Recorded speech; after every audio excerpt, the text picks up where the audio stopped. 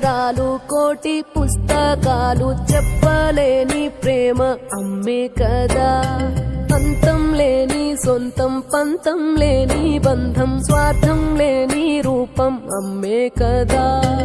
ఎంత నిండుగా నీడనిచ్చిన ఎండ తప్పని చెట్టే అమ్మ.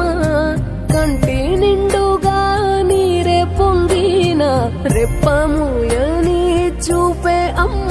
తానో స్వర్గం తానో దుర్గం అని సాధ్యం తన మార్గం.